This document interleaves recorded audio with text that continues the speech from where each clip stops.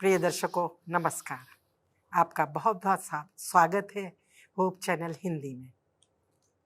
हम जैसा कि आप जानते हैं एक ये सीरीज़ कर रहे हैं जो मिसिस E.G. की वाइट की किताब एडवेंटिस्ट होम पर आधारित है।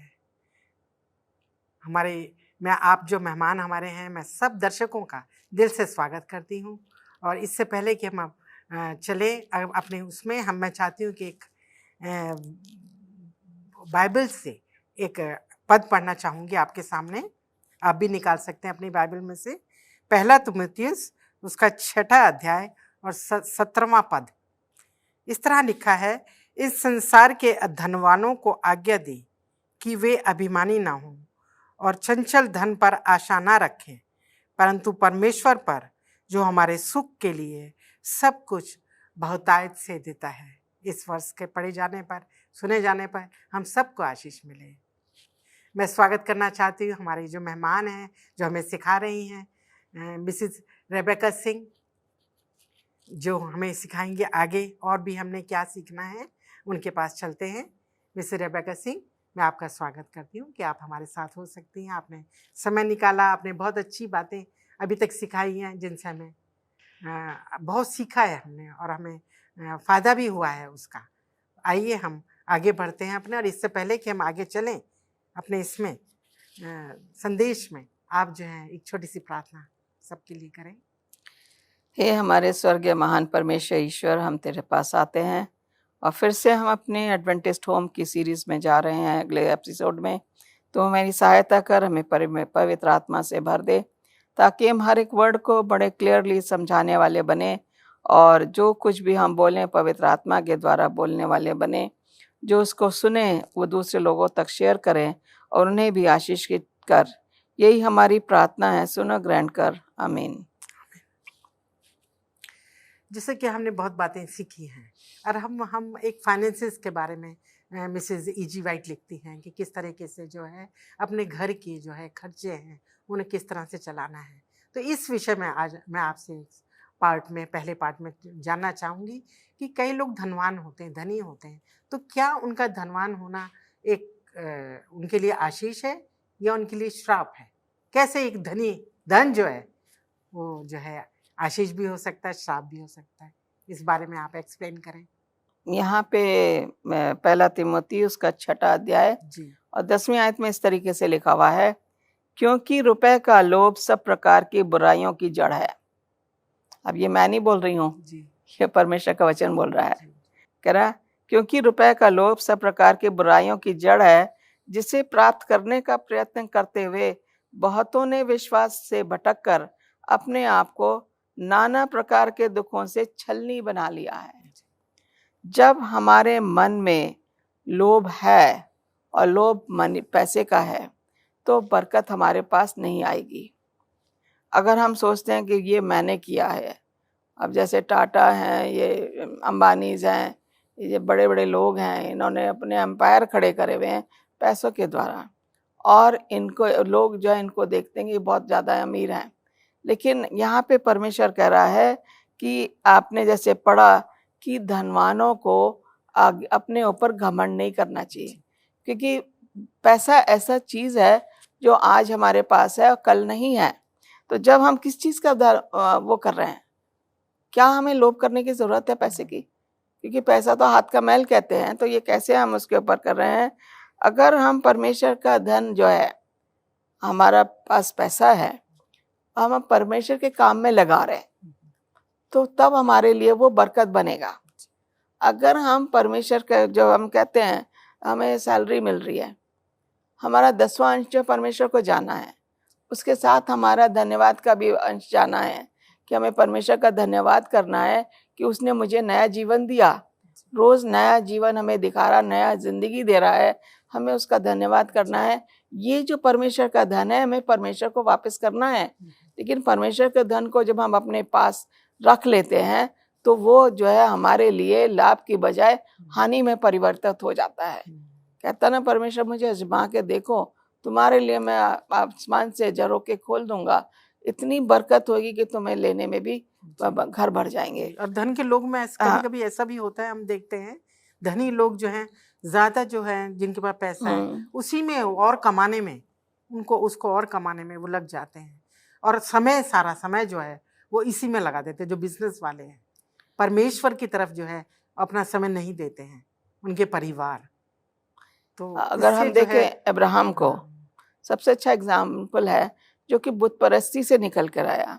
उसके पास भेड़ बकरियां बहुत थी और वो सेवा भी करता था, और इस तरीके से हम देख रहे हैं उसके घर में बरकत थी, क्योंकि वो कुर्बानी हमेशा करता था, और वो जो परमेश्वर के जो कुर्बानी वो करता था वो सच्चे मन से करता था। परमेश्वर की जब हम खोज कर रहे हैं सच्चे मन से, तो हमारा ये हक बनता है कि जो पैसा परमेश्वर के हिस्से का है हमें उसे वापस करना है, तब हमारे घर में बरकत आएगी। अगर हम गरीबों में पैसा दे रहे हैं, गरीबों की मदद कर रहे हैं, आपके घर में वो पैसा जो है बरकत होगा। अगर हमने गरीब को देखकर उसकी सहायता नहीं करी, तो आपका जो पैसा है वो आपके लिए हानिकारक हो सकता है। किसी भी तरीके से हम उसको नहीं समझ सकते कि किस तरीके से पैसा जो है मेरे लिए एक हानि का कारण बन रहा है, क्योंकि हम दूसरों के बारे में नहीं सोच रहे हैं, सिर्फ अपने बारे में सोच रहे हैं। और उसकी वजह से हम क्या करते हैं, बहुत और कमाने में लगे। हाँ, और कमाने में परमेश्वर के दूर चले जाते हैं, दूर भटक जाते हैं। हाँ, तो ये जरूरी है कि हमें जो है और उसका इस्तेमाल किस तरह से करना है, ये बहुत जरूरी है। ये कह रहा है यहाँ पे नीति वचन उसका 11वें अध्याय की 24वीं आयत में, अगर हम देखें, ऐसे हैं चित्रा देते हैं तो अभी उनकी बढ़ती जाती है। जो लोग धन को बांटते हैं उनके धन जो बढ़ता जाता है, परंतु ऐसे हैं जो चित्रा देते तो भी उनकी बढ़ती जाती है। ऐसे भी हैं जो यथार्थ से कम देते हैं और उससे उनकी घटनी होती है। तो हानि और लाभ दोनों ही धन है। जी, हम एक छोटा सा ब्रेक ले लेते हैं यहाँ पर। दर्शकों, आप भी कहीं जाइएगा नहीं, और हम एक छोटा सा ब्रेक लेते हैं और फिर हाजिर होते हैं, इस पार्ट को और आगे बढ़ाते हैं, अगले पार्ट्स में चलते हैं।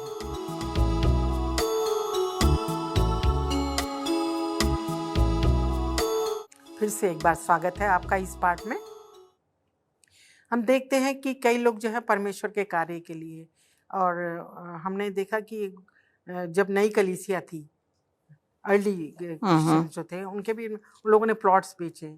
तो आज भी कई लोग, मिसेस वाइट इसके बारे में जो है अपना परामर्श देती है कि जो परमेश्वर के कार्य के लिए अपने घर को बेचना या प्लॉट बेचना कहाँ तक सही है या गलत है, करना चाहिए या नहीं करना चाहिए। पहली बात मैं ये सोचती हूँ कि प्लॉट बेचना जो है, हम ये सोचते हैं कि मेरे पास जो ज़िंदगी है, मुझे बुढ़ापे के लिए अपना घर बनाना है।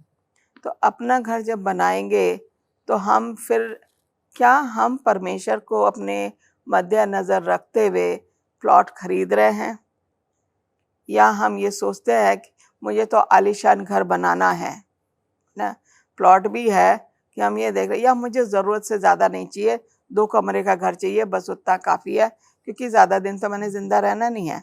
कुछ लोगों की सोच ऐसी है। कुछ लोगों की सोच है कि नहीं, मेरे बच्चे भी उसको देखें, है ना, तो मेरे पास तो आलीशान घर होना चाहिए, मेरे पास बंगला होना चाहिए और सब कुछ होना चाहिए। तो हम, पैसा किसका है? परमेश्वर का पैसा है। क्या हम उसको यूटिलाइज सही कर रहे हैं कि नहीं कर रहे हैं? तो अगर हम घर बेच रहे हैं या खरीद रहे हैं, हमें देखना चाहिए अगर हम बेच रहे हैं तो किसको बेच रहे हैं, क्या उस आदमी का इतना हिम्मत है कि वो उस घर को खरीद सकता है।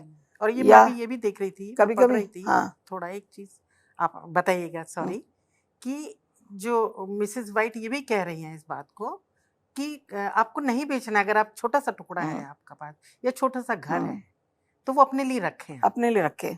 ये ना हो कि आपको दर बदर भटकना पड़े। तो जरूर ये नहीं कि परमेश्वर के कार्य के लिए तो थोड़ा सा है आप वो दे दें, वो जरूरी नहीं है। आप थोड़ा सा अपने लिए रखो, जितनी आपकी कैपेसिटी है।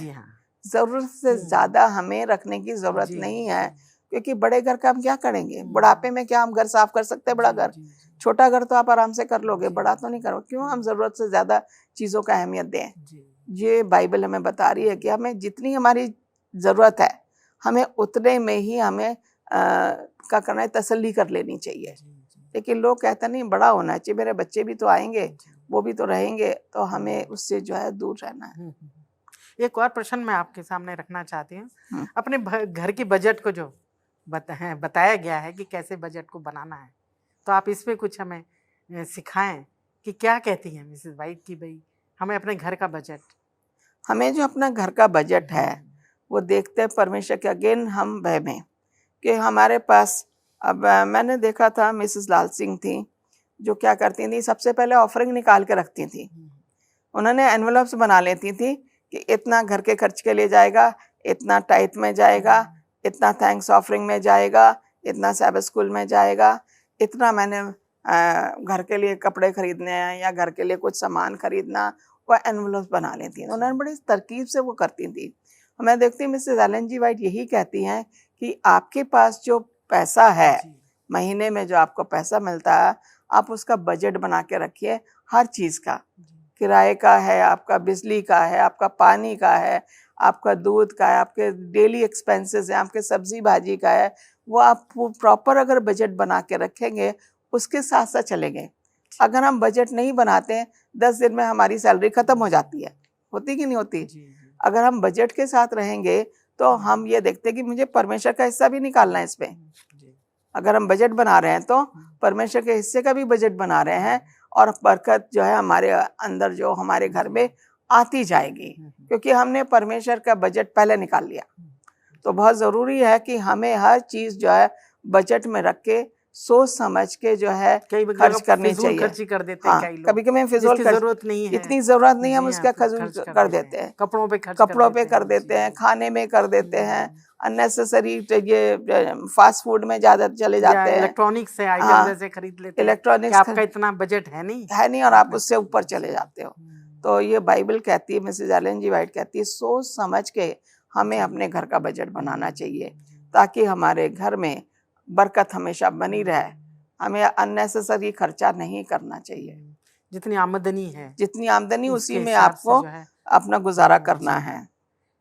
और बहुत सी कई लोग जो हैं कि देखते हैं हम कि उतना उनका बजट भी नहीं होता और फिर वो जो है बहुत महंगी चीजें, कुछ लोग जो है ना डे टू डे एक्सपेंसेस बना लेते हैं, है ना। आज का मेरा खर्चा इतना ही होना है, या उन्होंने वीकली बना लिया कि इस हफ्ते में मुझे अगर मेरे पास 10,000 सैलरी है तो इस हफ्ते में इतना मैंने टाइट निकालना है, इतना टैक्स ऑफरिंग, मेरे पास 8,000 बचा तो 8,000 से मुझे हर हफ्ते 2-2 हज़ार खर्चा करना है। उन्होंने सेट कर लिया, ऑफरिंग अलग से रख दी उन्होंने निकाल के, तो वो उसी बजट में जो है वो मॉनिटर करते रहेंगे और चलते जाएंगे।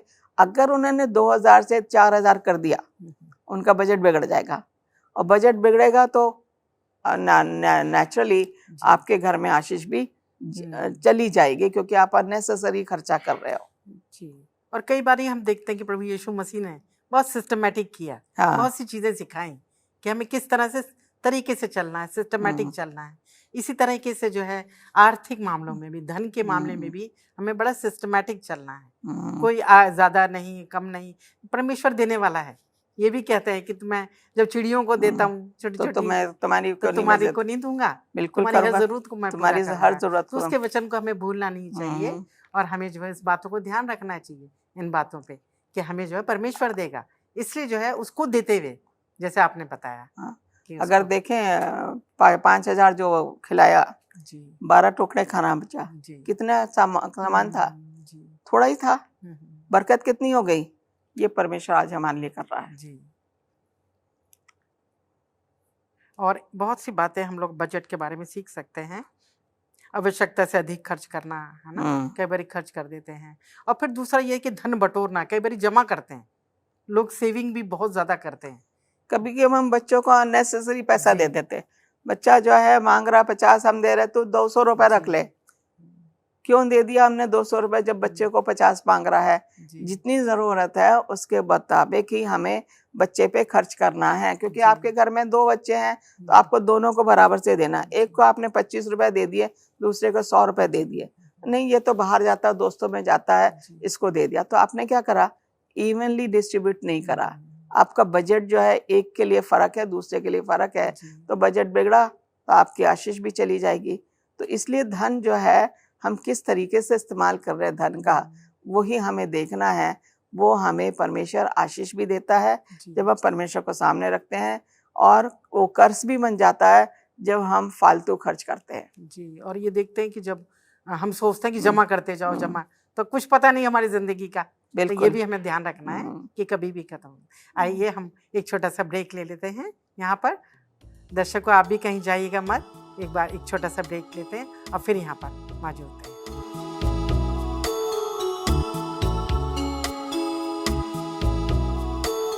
दर्शकों, फिर से स्वागत है आपका इस पार्ट में। हम देखते हैं कि पत्नियों के लिए, जो घर में पत्नी होती है, वो उसके व्यक्तिगत खर्चे के लिए भी कुछ ज़रूरत होती है। तो उनके लिए आप क्या कहना चाहेंगी कि उनको ज़रूरत है या नहीं? उनको अपने व्यक्तिगत यूज़ के लिए या इस्तेमाल करने के लिए धन बचाना चाहिए, रखना चाहिए कि नहीं? पत्नी जो खर्चा करेगी अपने ऊपर नहीं करेगी, ये बात आप मानोगे कि पत्नी हमेशा क्या करेगी, पैसा बचा के रखती है, और जब ज़रूरत पड़ती है फैमिली में तो वो अपना पैसा निकाल के देती है। ठीक है। अब जैसे पत्नी घर में है, कुछ लोग हैं, पति लोग हैं जो कि अपने आप ही खर्चा करना मांगते हैं, और पत्नी, कभी कभी ऐसा होता है पत्नी को कुछ चाहिए या सब्जी चाहिए या कुछ चाहिए, घर में पैसा नहीं है, और फिर शाम को पति आएगा, खाना क्या बनाएगी क्योंकि कुछ है नहीं पैसा। तो इसलिए पति अगर अपने आप सारा संभाल रहा है, घर का बजट और घर के खर्चे अगर पति उठा रहा है, तो उसके लिए बहुत ज़रूरी है कि घर में पत्नी के पास कुछ पैसा उसे रखना चाहिए। कई सब्जी वाला आ गया, या लाइट खराब हो गई, किसी को मैकेनिक को बुलाना, या पानी का पाइप निकल गया, तो ऐसे खर्चे के लिए पत्नी किसके पास जाएगी? पड़ोस में तो जाएगी नहीं। अब वो पानी अगर नल बह रहा है, वो निकल गया, पानी बह रहा, तो पत्नी क्या करेगी? किसको बुलाएगी?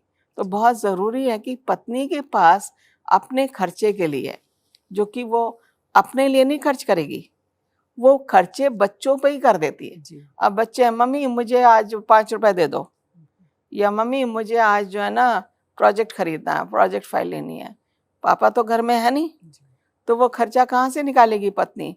जब तक पति उसको एक्स्ट्रा खर्चा नहीं देगा।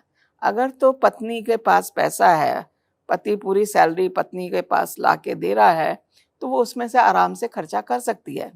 लेकिन ये उन पत्नियों के लिए है जो हस्बैंड पूरा खर्चा घर का चलाते हैं और पत्नी को एक पैसा भी नहीं देते हैं, तो उन पत्नियों के लिए बहुत ज़रूरी है कि हस्बैंड उनको व्यक्तिगत तौर के लिए, घर में कोई भी इमरजेंसी आ जाए, तो अगर बच्चे को डॉक्टर के पास लेना है, पैसा नहीं होगा तो डॉक्टर के पास कैसे ले जाएगी? बच्चे को बुखार हो गया, हाई फीवर हो गया, तो कैसे ले जाएगी बच्चे को? आदमी ने तो पैसे दिए नहीं और वो शाम को पहले आएगा नहीं। तो इसलिए बहुत ज़रूरी है कि सॉरी मैं आपको, और एक ये भी बात है कि ये तो घर के ही खर्चे हैं, घर के खर्चे अगर देखें, पर पत्नी का व्यक्तिगत अपना भी खर्चा उसका कुछ हो सकता है, अपना है, लेकिन अपने भी कोई जरूरतें उसकी होती हैं। वो क्या करती पत्नी की, तो उसके लिए भी उसको होना चाहिए, लेकिन पत्नी क्या करती है? अपने खर्चे रोक लेगी। आपने हमेशा देखा होगा कि आप भी पत्नी हैं और मैं भी पत्नी हूँ, हम अपने खर्चे हम रोक लेंगे। हम देखते कि बच्चे की जरूरत ज्यादा है, या मेरे हस्बैंड को जरूरत ज्यादा है, क्योंकि हस्बैंड कहता है आज मेरे पास पैसा नहीं है, कुछ पैसा है तुम्हारे पास? पत्नी के पास जो बचा के रखा, पत्नी उसमें से दे देगी। अपना व्यक्तिगत तौर पे जो वो खर्चा करना मांग रही है, वो देखती किसकी जरूरत ज्यादा है, और जरूरत ज्यादा उसे देखती है। ये एक सफल पत्नी है जो है ऐसा करेगी, जो परमेश्वर के भय में जो रहती है, वो हमेशा परिवार के बारे में सोचेगी। पैसा होगा तो वो परिवार के लिए ही खर्चा करेगी, और वो परमेश्वर के भय में नहीं है, तो फिजूल खर्चे करेंगी, वो फिजूल खर्चे करेगी। तो ये भी बहुत जरूरी है। और एक बात और भी हमें सोचनी चाहिए, सीखनी चाहिए, मिसेस वाइट समझाती हैं कि सेविंग भी करनी चाहिए, है ना, बचत भी करनी जरूरी है। परिवारों में ये भी सिखाते हैं कि हमें अपनी बचत भी करनी है थोड़ी बहुत। मैं ये देख रही थी, कई समय सब कठिनाइयों का दौर आता है, तो हमें उसके लिए बचत। मैं ये देख रही थी कि मेरे डैडी अक्सर चले आते थे मीटिंग्स में, 2-2 हफ्ते 3-3 हफ्ते, मम्मी को पैसे दे के जाते थे, घर में सारा सामान रख के जाएंगे, लेकिन मेरी मम्मी बचा के रखती थी। और वो जो है, हम देखते हैं कि वो पैसा जो बचाते हैं, जो पत्नी पैसा बचा रही ना, उसमें बरकत है। आदमी तो बाहर जाएगा तो बच्चों ने कहा पापा आज हमें ये चाहिए, आदमी उनके पास खर्च कर देगा, वो ये नहीं देखेगा कि पैसे जेब में है कि नहीं है। लेकिन पत्नी जो है, जो बचा के रख रही है, बरकत जो है पत्नी की वजह से है, क्योंकि पत्नी जो है पूरे घर का खर्चा चला रही है, पत्नी जो है बच्चों की हर ख्वाहिश को पूरा कर रही है, पत्नी जो है जो बच्चे खाना मांग रहे हैं वो बना के दे रही है। उसके पास अगर पैसा है और बच्चा कहे मम्मा आज तो मुझे ये खाना, तो वो जाके जल्दी से बाजार से लाके उनके लिए बना देगी। तो पत्नी के लिए बहुत जरूरी है कि वो बचाए और उतना ही खर्च करे जितने की जरूरत है। फजूल खर्ची जो करते हैं उस घर में कभी बरकत नहीं हो सकती। जो सोच समझ के खर्चा करते हैं, ये पत्नी अगर सोच समझ के खर्च कर रही है और तो उस घर में हमेशा बरकत बनी रहेगी। तो हम देखते हैं कि ये नीति वचन में अगर देखें 31वें अध्याय में तो किस तरह की पत्नी जो है खर्चा करती है। यहाँ पे मैं थोड़ा सा पढ़ूंगी यहाँ पे पत्नी के बारे में कि एक तो वो है ऊन और सन ढूंढ ढूंढ के अपने हाथों से प्रसन्ना के साथ काम करती है। वो नई नई चीजें बनाने की कोशिश करती है। खाना भी वो कहते हैं मम्मी आज क्या बनाया, बेटा आज मैंने ये बनाया। अच्छा, बच्चा बड़ा खुश हो गया कि आज तो मेरे मनपसंद की चीज बन गई। वो सोचती कि बच्चों को कैसे खुश करा जाए, पति को कैसे खुश करा जाए। तो वो जो है कह रही है, वो ये नहीं देख रही कि वो थकेगी, उसकी थकान दूर हो जाती है जब उसका पति खुश हो जाता है, उसके बच्चे खुश हो गए तो उसकी थकान दूर हो गई। तो ये है एक सफल पत्नी जो कि अपने पूरे परिवार को जो है कहता है भली भली पत्नी कौन पा सकता है, जो बच्चों की देखभाल करे, जो घर के जो खर्चे को बचा के रखे और खर्चों को फिजूल खर्ची ना करे, परमेश्वर के भय में रहे, बच्चों को प्यार करे, बच्चों की परवरिश करे, बच्चों को प्रार्थना करना सिखाए, बचत है बचत बच्चों को आगे की पढ़ाई आगे पढ़ाई के लिए पैसे बचाए। दोनों ये दोनों पत्नी भली पत्नी ही कर सकती है। तो बचाते रहे। हाँ जी, तो बहुत जरूरी है कि हमें ऐसी पत्नी जो होनी चाहिए। अगर हम बुद्धि है जी, हमें अपनी अकल का भी इस्तेमाल करना चाहिए, परमेश्वर से भय मांग के हमें खर्चा करना चाहिए। शुक्रगुजार हूँ आपका मिसेस रेबेका सिंह की, आप आई, आपने समय निकाला और बहुत अच्छे से बाइबल के द्वारा हमें आपने सिखाया। और मिसेस वाइट ने जो टीचिंग्स दी, शिक्षाएं दी हैं, परामर्श दिए हैं, उनसे हमें सिखाया। प्रिय दर्शकों, मैं आपका भी बहुत बहुत धन्यवाद देती हूँ कि आप हमारे साथ बने रहे। आपने जो है हमारे साथ धीरज रखकर हमारे इस पार्ट्स को देखा, हमारे जो एपिसोड्स पिछले चल रहे हैं उनको भी आपने देखा। मैं आपसे यही चाहूँगी कि आप जब देखते हैं तो इनको दूसरों के साथ शेयर भी करें, और जो कुछ भी आपके प्रश्न हैं उनको पूछ सकते हैं आप। और मुझे आशा है कि हमारे ये एपिसोड्स आपको पसंद आ रहे होंगे, और परमेश्वर से यही आप सबके लिए प्रार्थना है जो दर्शक जुड़े हुए हैं कि परमेश्वर आप सबको आशीष दे, और आप जो है इस चैनल पे होप चैनल हिंदी को सब्सक्राइब करें और दूसरों के साथ शेयर करें।